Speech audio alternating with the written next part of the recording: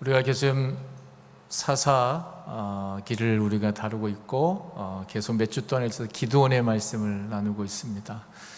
오늘은 이제 기드온의 그 마지막 이야기입니다.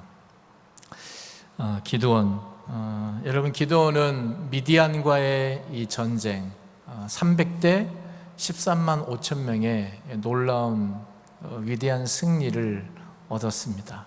그 얻고 난 이후에 여러분 이 기드온은 왕으로 즉위하지 않았습니다. 백성들의 왕으로 군림하고 싶은 생각이 없었습니다. 그래서 기드온은 여러분 그 정도의 혁혁한 공을 세웠으면 왕으로 삼을만 하잖아요. 그래서 백성들이 기드온을 왕으로 추대하려고 그랬어요. 근데 기드온이 매우 참으로 반듯한 고백을 합니다. 나도 내 아들도 이 나라의 왕이 되지 않을 것이다. 이 나라의 왕은 오직 여호와 하나님이시다. 참 멋진 고백을 하잖아요.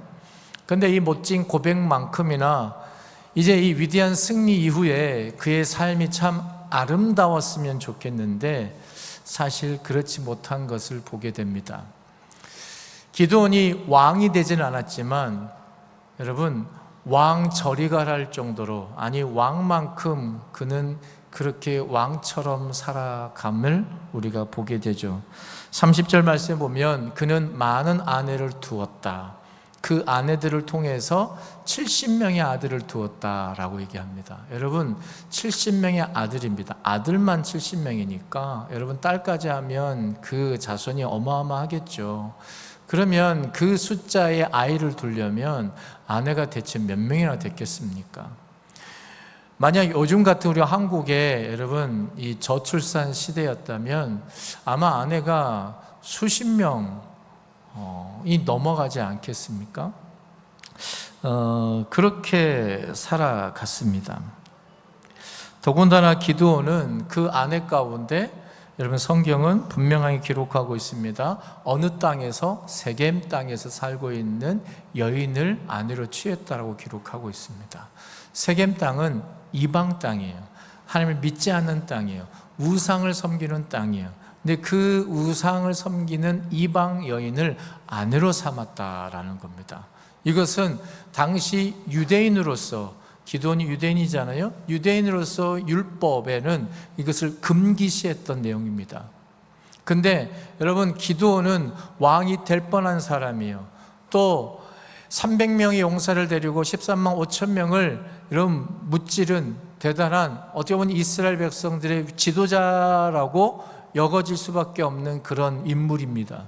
근데 그런 인물이 솔선수범해야 되는데 여러분 그렇지 않고 이가 이 율법을 깨뜨렸습니다. 이방 여인을 아내로 삼았습니다. 그리고 그 이방 여인 세겜 여인으로부터 낳은 아들, 그 아들의 이름을 뭐라고 지었죠? 저를 보면 답이 안 나와요. 제 이름이었겠습니까? 뭐라고 지었죠? 네 글자입니다. 아비멜렉. 아비멜렉이라는 뜻이 뭐냐면 아비는 말 그대로 아버지다라는 뜻이에요. 그러면 멜렉이라는 건 뭐냐면 멜렉, 이건 뭐냐면 히브리어로 왕이다라는 뜻이에요. 왕. 그러니까 아비멜렉 하면 나의 아버지는 왕이다라는 이름의 뜻이 돼요. 아비멜렉, 나의 아버지는 왕이다. 기드온의 아들의 이름이 이러해요. 이 기드온의 아들 이름을 누가 지었어요? 기드온이 지었죠. 그러니까 여러분 자신의 아들의 이름을 아비멜렉, 나의 아버지는 왕이다 여러분 라고 할 정도로 어찌 보면 기드온은 왕이 아닌데 철저하게 나도 내 자손도 너희를 다스리지 않겠다, 왕이 되지 않겠다라고 얘기는 했지만 여러분 그 아들의 이름을 아비멜렉이라고 지은 거 보면 그는 왕에 대한 욕심이 매우 강한 사람이었다는 것을 우리가 보게 됩니다. 여러분 저는 만약 이 기드온의 이 스토리를 요즘 시대의 방송 언론 매체에서 신문 기사화 한다 그러면 어떻게 할까요? 많은 관심사를 두지 않겠어요? 특별히 기드온의 이 300명의 이 놀라운 승리 이후에 기사를 다룬다면 여러분, 사람들이 이 기드온의 일거수일투족을 주목하지 않겠습니까? 기드온 300명 데리고 13만 5천 명을 무찌르다. 그런데 그 이후, 그 승리 이후에 그는 왕이 되지 않겠다며, 근데 그의 아들 이름을 아비멜렉, 이건 무슨 말인가? 라고 하면서 속칭 혹시 이런 짤 아십니까? 막 이렇게 하면서 아마 놀란 기사들이 쏟아져 나올 거예요. 그리고 그의 아내 수십 명, 그의 문란한 성생활, 또 그의 권력에 대한 야욕, 또 그들 아들들이 얼마나 많겠어요? 그 아들들에게도 많은 문제가 발생하지 않겠어요? 그런 여러 가지, 여러분, 기드온은 정말 위대한 승리를 얻었지만 그 승리에 비하면 그 이후의 삶은 참으로 사람들의 입방아에 오르락내리락할 정도로 일종의 가십거리와 같은 기사들이 많이 쏟아지는, 자극적인 스토리가 너무 많은, 좀 지저분한 삶을 그는 살았다라고 오르는 성경을 통해서 유추해 볼 수 있습니다. 저는 기드온의 이 삶의 이런 스토리를 보면서 이런 생각이 듭니다. 비록 여러분 한 시대에 정말 위대하게 쓰임 받았잖아요. 기드온 얼마나 위대하게 쓰임 받았어요. 근데 그렇게 쓰임 받았다고 할지라도 끝까지 잘 산다는 것이 정말 힘들구나. 끝까지 잘 살아간다는 것이, 아무리 기도를 많이 하고 능력이 있고 성격에 통달하고 그렇게 많은 사람들의 조언을 받고 많은 사람들을 살리고 많은 사람들을 세운 사람이라고 할지라도 여러분, 죽기까지 올바른 말씀, 올바른 모습을 지키고 살아간다는 게 참으로 힘들구나라는 생각을 해보게 됐습니다. 여러분의 인생이 마칠 때까지 아름다운 삶을 끝까지 잘 살아갈 수 있기를 주의 이름으로 축복합니다. 여러분, 뭔가 삶 가운데 하나님의 축복 속에 뭔가를 이루고 난 다음에 이 사람 참 이상해졌어 라는 말을 듣지 않도록 우리들의 마음과 마음, 특별히 오늘 말씀의 제목처럼 쓰임받는 삶의 태도, 이 태도를 바르게 해야 될 줄 믿습니다.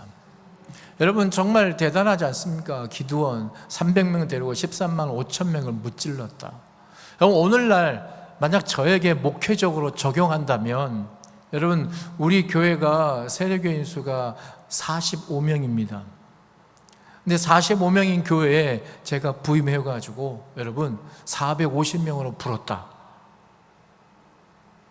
뭐 아멘을 안 하시네요. 네. 그러면 이제 관심사가 되겠죠. 초점이 맞춰지지 않겠어요? 450명은 별거 아닌 것 같은가요? 여러분, 뭐 4,500명 됐다. 네. 그러면 정말 교단에서 큰일 날 겁니다. 네. 4만 5천 명 됐다. 여러분, 전 세계가 주목하는 대단한 사람이 되지 않겠어요? 네. 아마 여러분들이 저 만나려면 번호표 뽑고 1년 뒤에 만날까 말까 한 그런 정도의 사람이 되지 않을까요? 여러분, 쓰임받는 게 참 중요합니다. 근데 쓰임받은 이후에도 삶을 얼마나 잘 살아가느냐, 이게 참 중요하다는 것을 우리가 기도를 통해서 본다라는 겁니다. 그렇다면 정말 여러분, 우리가 인생을 정말 그렇게 끝까지 잘 살아갈 수 있을까요? 초심 잃지 않고 첫사랑의 감격을 잃지 않고 우리가 어떻게 하면 잘 살아갈 수 있을까요? 저는 이 기도의 모습을 보면서 오버랩처럼 한 사람이 떠올랐습니다. 정말 평생 그렇게 살아갔던 사람. 그 사람이 누구냐? 바로 사도 바울입니다. 사도 바울. 여러분, 그는 일생 죽을 때까지, 사실 성경엔 죽음의 기록에 관한 사도 바울에 대한 기록이 나와 있지는 않습니다. 그렇지만 그의 노년에 이르기까지 참 아름다운 삶을 살았던 사도 바울입니다. 여러분, 얼마나 많은 교회가 그의 손에 세워졌습니까? 또 얼마나 많은 사람들이 그의 손에 의해서 훈련되어지고 세움받았습니까? 그는 여러 군데 여러분 다니면서 주의 복음을 열심히 전했습니다. 그가 다닌 거리를 환산하면 지구를 여러분 2바퀴도 돌 정도로 된다고 이야기를 하죠. 여러분, 그 순간에도 얼마나 많은 신약 성경에 여러분 절반에 가까운 여러분, 성경을 사도 바울은 기록했습니다. 또 그의 손에서 얼마나 많은 기적들이 나타났습니까? 근데 이 사람은 끝까지 믿음을 지키며 살았습니다. 사도 바울의 인생의 노년에 흠잡을 만한 것이 없습니다. 아름다운 삶을 살았습니다. 반면에 왜 기도는 그렇게 실패한 인생을 살았고 사도 바울은 이렇게 아름다운 삶을 살았을까? 저는 그 사도 바울 그 모습을 어디서 발견하느냐? 여러분, 빌립보서 3장 13절 이하에 이렇게 사도 바울은 고백합니다. 형제들아, 나는 아직 내가 잡은 줄로 여기지 아니하고 오직 한 일, 즉 뒤에 있는 것은 잊어버리고 앞에 있는 것을 잡으려고 푯대를 향하여 그리스도 예수 안에서 하나님이 위에서 부르신 부름의 상을 위하여 달려가노라. 잡으려고 달려간다. 여러분, 사도 바울은 우리가 보기에 참 많은 것을 이루었습니다. 여러분, 어찌 보면 이미 잡은 인생입니다. 성취한 인생입니다. 정말 박수 받을 만한 인생이지 않습니까? 근데 바울은 말합니다. 나는 잡은 게 아니다. 나는 여전히 잡아야 한다. 나는 네 발걸음이 멈춰서는 안 된다. 계속 달려야 한다. 무엇을 이루고 무엇을 위해서 달려갈까요? 그는 자신이 복음을 전하는 사람이었지만 내가 이 복음을 전하다가 내가 오히려 버림을 받을까 늘 두려워한다라고 사도 바울은 고백했습니다. 그리고 그는 살아가면서 많은 업적을 이루었지만, 기도 못지않은 많은 업적을 이루었지만 그는 자신의 과거를 똑똑하게 기억했습니다. 내가 어떤 사람이었던지, 내가 과거 이전에 어떠한 폭행자를 삶을 살았는지, 얼마나 많은 사람들, 예수 믿는 사람들을 핍박하며 고발하며 그들을 잡아 죽이는 삶을 살았는지, 그걸 그는 똑똑히 기억했기 때문에 그는 늘 얘기합니다. 나는 죄인 중에 괴수다라고 고백합니다. 그러면서 동시에 기억합니다. 그렇기 때문에 나는 하나님의 은혜가 아니면 살아갈 수 없노라 라고 고백하는 것이죠. 여러분, 우리 같으면 어떻겠습니까? 저와 여러분이라면 어떨까요?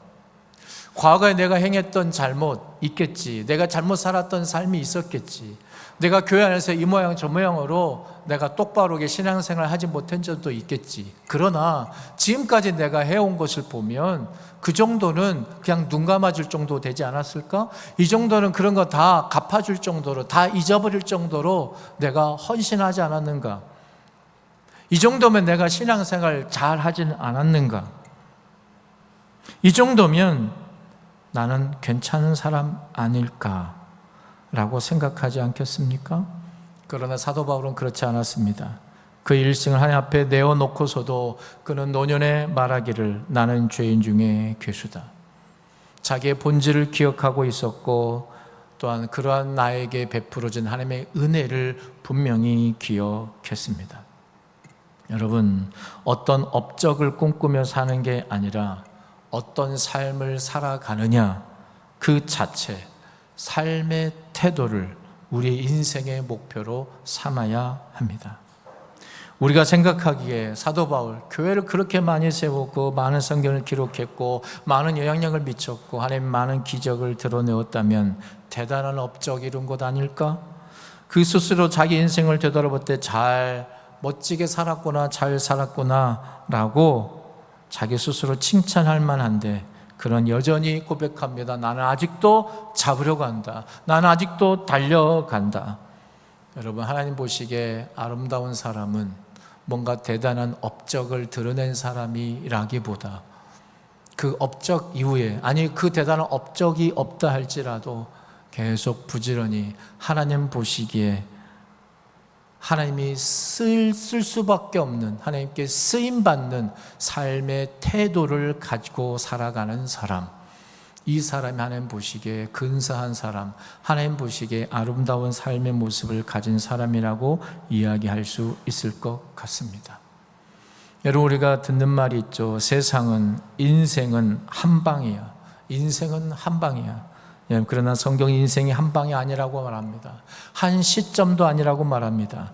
인생은 태어나면서부터 죽을 때까지 그가 살아왔던 삶의 걸음 전체를 놓고 평가하는 것입니다. 여러분, 그렇기 때문에 우리 인생은 어느 한순간을 두고 평가받을 수 없습니다. 지금 잘한다고 교만해서도 안 되고 지금 못한다고 저절하거나 절망할 필요도 없습니다. 사랑하는 성도 여러분, 끝까지 믿음으로 내 자리에 머물기를 꿈꾸며 살아가는 주의 성도들 되시기를 축복합니다. 여러분, 성취를 목적으로 삼지 말고 하나님을 향한 태도를 우리의 인생의 방향성으로 삼고 목표로 삼고 살아갈 수 있기를 축복합니다. 내가 하는 일에 대해서 여러분 매출액 또는 월급 또는 연봉을 목표로 삼지 말고 삶의 방향을 올바로 잘 붙들시며 살아가시기를 주님의 이름으로 축복합니다. 여러분, 우리의 인생이 끝날 때까지 은혜의 자리를 떠나지 않아야 합니다. 여러분, 시편 기자는 고백합니다. 여러분, 복 있는 사람은 시냇가에 심은 나무와 같다고 얘기했습니다. 시절을 쫓아 과실을 맺는다라고 했습니다. 복 있는 사람은요, 과실을 맺는데 과실 자체에 목숨 거는 인생이 아니고요, 업적 자체에 목숨을 거는 인생이 아니라 내가 시냇가에 있느냐 없느냐, 하나님의 말씀 앞에 내가 있느냐 없느냐, 그것을 끊임없이 점검하는 삶입니다. 그러면 시절을 쫓아 과실을 맺는 겁니다. 우리는 과실을 쫓아가는 인생이 아니라 여러분, 내가 시냇가에 있는가 없는가, 하나님의 말씀 안에 거하는가 거하지 않는가, 이것을 늘 들여다보며 하나님 앞에 우리의 삶의 태도를 바르게 하기 위해서 몸부림치는 자가 진정한 복된 자임을 깨달으시기를 바랍니다. 그러한 마음으로 이 한 주간 승리할 수 있기를 주님으로 축복합니다.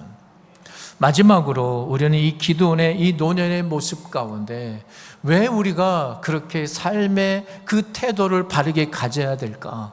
하나의 힌트를 얻게 됩니다. 그것은 무엇인가? 여러분, 분명히 기도원, 분명 위대하게 쓰임받았지만 그의 인생의 말년의 모습은 정말 비참하고 정말 모자르고 정말 한참 어리석은 삶의 모습을 가졌다라는 것을 발견하게 됩니다. 정말 하나님이 쓰신, 하나님께 세움받은, 하나님께 쓰임받은 지도자였나 싶을 정도입니다.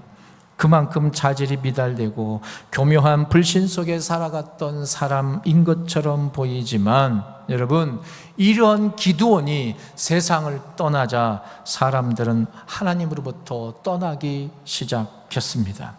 33절을 보시죠. 기드온이 이미 죽음에 이스라엘 자손이 돌아서서 바알들을 따라가 음행하였으며 또 바알 브릿을 자기들의 신으로 삼고, 바알 브릿, 브릿이란 말은 여러분 언약이란 뜻입니다. 언약. 그러니까 바알을 언약으로 삼았다라는 겁니다. 여러분이 하나님을 언약으로 삼아야 되고 하나님의 말씀을 내 삶의 기준과 가치관으로 살아가야 되는데, 이스라엘 백성들이 이제 바알을 내 삶의 가치관과 기준, 바알의 약속을 품고 살아갔다라는 것입니다. 언제부터요? 기드온이 죽고 난 이후에. 34절 보시면 이스라엘 자손이 주의 모든 원수들의 손에서 자기들을 건져내신 여호와 자기들의 하나님을 뭐하지 않았다고요? 기억하지 않았다라고 기록하고 있습니다. 여러분, 자기들 구원해 주신 여호와 하나님을 기억하지 않는 것이 하나님을 떠나게 된 이유가 되었습니다. 동시에 기억하지 않게 된 이유가 무엇이었을까요? 기드온이 떠났기 때문입니다. 여러분, 기억하지 않으면 흘러 떠내려갑니다. 기억하지 않으면 배은망덕하게 됩니다. 여러분, 그 은혜를 기억하는데 최소한의 영향력을 주었던 사람이 누구였다라는 거예요? 기드온이었다라는 겁니다. 기드온. 비록 그가 부족한 지도자였음에도 불구하고 그가 죽자 이스라엘 백성들은 대놓고 신앙을 떠나버렸습니다. 대놓고 하나님에 대한 기억을 잊어버렸습니다. 한 지도자가 사라지고 나니까 고삐 뿔린 망아지 마냥 자기 멋대로 뛰어다니기 시작한 것입니다.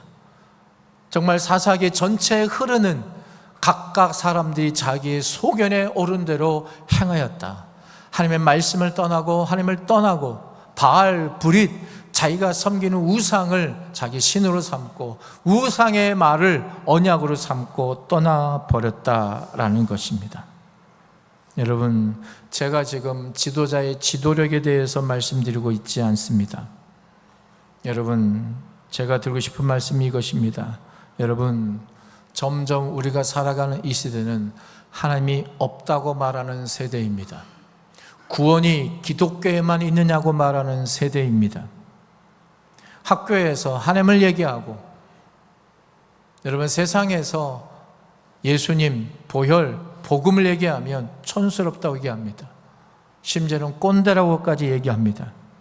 여러분, 우리의 존재가 아무리 부족하고 미약하고 함량미달의 신앙의 삶의 모습이 있다고 할지라도, 여러분, 우리가 이 땅에서 살아가는 이유, 우리를 하나님의 백성으로 삼으신 이유, 우리를 그런 자들 가운데서 우리를 부르신 이유, 비록 연약하고 보잘것없고 우리의 삶의 모습 하나하나 속에서 정말 대단한 믿음의 소유자라는 생각이 들 정도로 그의 삶의 모습이 없다 할지라도, 여러분, 하나님께서 우리를 선택하신 이유는 이러한 그런 세상 가운데, 그러한 세대 속에서 하나님을 기억하게 할 만한 최후의 보루, 최후의 파수꾼으로 우리를 세우셨다라는 것입니다.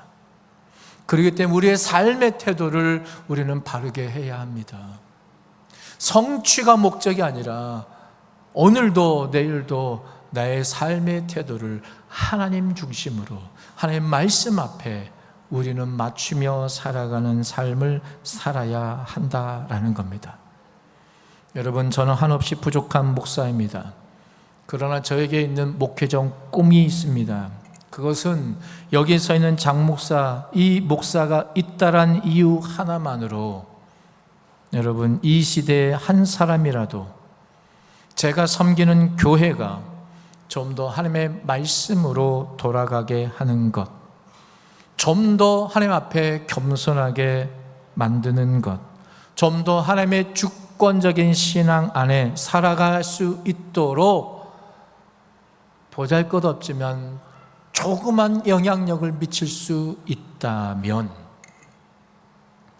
저의 삶을 통해서 하나님을 기억해낼 수 있다면, 여러분, 그것이 얼마나 하나님 보시기에 좋은 모습일까 생각을 해보게 되는 것입니다. 절대적으로 자질 문제를 놓고 자격 여부를 따지면 저는 그렇게 합당한 사람은 아닐 것입니다. 마찬가지로 이 시대를 살아가는 저와 여러분, 우리 모든 예배자들, 그리스도인들이 각자 놓여진 처한 처소와 환경과 상황은 다 다르지만 그 가운데도 내 안에 하나님이 계시다, 그것을 1%라도 보여줄 수 있다면, 여러분, 바다의 소금의 염분이 1%도 안 되잖아요. 근데 짜다라고 얘기하잖아요. 여러분, 우리의 삶의 모습 속에서 하나님을 기억하는 모습이, 여러분, 일주일을 살아가면서 단 1시간이라도, 단 1분이라도 내가 하나님의 자녀인 것을 보여줄 수 있다면, 또 그 모습을 보는 그 누군가가 하나님을 기억해낼 수 있다면, 여러분, 우리는 정말 하나님 보시기에 근사한 삶을, 부족하지만 내세울 것 없지만 그래도 살아갈 수 있다, 하나님이 인정해 주는 삶이다 라고 우리는 조심스럽게 말해 볼 수 있다라는 것입니다. 여러분, 저와 여러분, 우리 교회가, 여러분이 속한 가정이 이 시대에 그러한 영적인 파수꾼의 역할을 감당하는 복된 이 한 주간 되시기를 주님의 이름으로 축복합니다. 기도하겠습니다.